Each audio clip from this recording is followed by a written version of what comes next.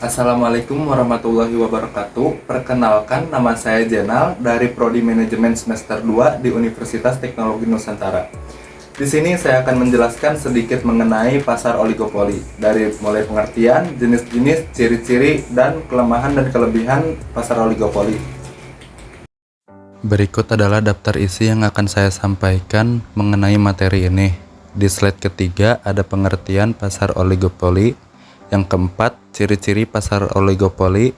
Yang kelima, kelebihan pasar oligopoli. Yang keenam, kelemahan pasar oligopoli.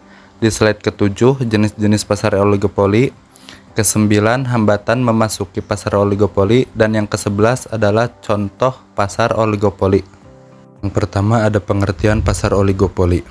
Pasar oligopoli adalah suatu keadaan pasar di mana terdapat beberapa produsen atau penjual menguasai penawaran, baik secara independen atau sendiri-sendiri maupun secara diam-diam bekerja sama.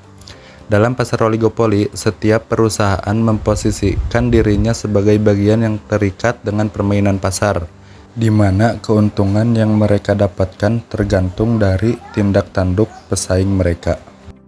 Berikutnya ada ciri-ciri pasar oligopoli. Ciri-ciri pasar oligopoli terbagi menjadi 3, yaitu yang pertama, terdapat sedikit penjual, hanya 3 sampai dengan 10 yang menjual produk substitusi. Artinya, yang mempunyai kurva permintaan dengan elastisitas silang yang tinggi. 2, terdapat rintangan untuk memasuki industri oligopoli. Hal ini karena perusahaan yang ada dalam pasar hanya sedikit.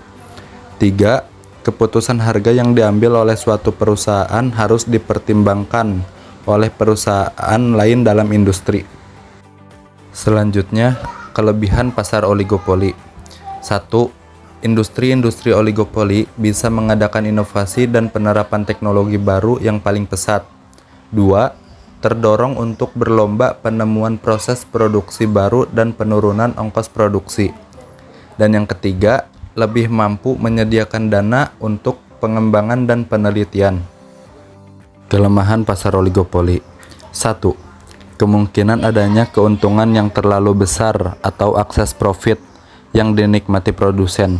2. Tidak efisiensi produksi karena setiap produsen tidak beroperasi pada biaya rata-rata yang minimum. 3. Kemungkinan adanya eksploitasi konsumen maupun buruh. 4. Terdapat kenaikan harga atau inflasi yang merugikan masyarakat secara makro. Berikutnya jenis-jenis pasar oligopoli. Pertama, pasar oligopoli murni. Pasar oligopoli murni adalah pasar yang hanya menjual satu barang saja. Meskipun hanya satu barang saja, tetapi varian dari barangnya cukup banyak. Sementara itu, harga dari barang satu dengan barang lainnya hampir sama. 2. Pasar oligopoli terdiferensiasi. Pasar oligopoli terdiferensiasi adalah pasar yang hanya menjual satu jenis saja. Namun, harga pada satu jenis barang itu tidak sama dengan harga produsen atau perusahaan lainnya. Sederhananya, harga dari satu produsen dengan produsen lainnya akan mengalami diferensiasi. 3. Pasar oligopoli non-kolusi. Pasar oligopoli non-kolusi adalah pasar yang dimana jika ada perusahaan yang ingin memainkan harga suatu barang atau jasa perlu memperhatikan kondisi atau perkembangan yang terjadi pada perusahaan lain atau kompetitor. Dan yang terakhir, pasar oligopoli kolusi. Pasar oligopoli kolusi adalah pasar yang dimana hampir setiap produsen atau perusahaan melakukan kerjasama. Biasanya langkah kerjasama ini dilakukan pada saat ingin menaikkan harga dari suatu produk atau jasa. Selanjutnya, hambatan memasuki pasar oligopoli. Yang pertama, ada skala ekonomi. Skala ekonomi yang dinikmati oleh perusahaan-perusahaan yang terdapat dalam pasar oligopoli dapat menjadi penghambat yang sangat penting kepada perusahaan baru untuk masuk ke dalam industri itu. Apabila perusahaan oligopoli dapat menikmati skala ekonomi sehingga ke tingkat produksi yang sangat besar, ini berarti semakin banyak produksinya, semakin rendah biaya produksi per unitnya. 2. Perbedaan biaya produksi. Yang dijelaskan di atas adalah biaya produksi per unit yang berbeda sebagai akibat dari tingkat atau jumlah produksi yang berbeda. Di samping itu, biaya produksi dapat pula berbeda pada tingkat produksi yang sama. 3. Keistimewaan hasil produksi. Keistimewaan yang dimiliki oleh barang yang diproduksikan oleh perusahaan lama merupakan sumber lain yang dapat menghambat kemasukan perusahaan baru.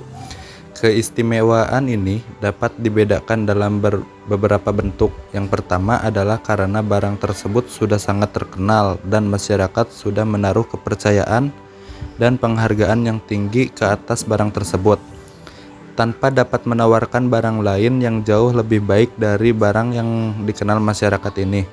Perusahaan baru akan mengalami kesukaran untuk bersaing dengan baik di pasaran. Selanjutnya, contoh pasar oligopoli di Indonesia. Yang pertama, industri rokok. Pasar rokok dikuasai oleh perusahaan besar seperti PT HM Sampurna Tbk, PT Gudang Garam Tbk, dan PT Djarum, yang menunjukkan struktur pasar oligopoli dalam industri rokok di Indonesia. Yang kedua, industri telekomunikasi.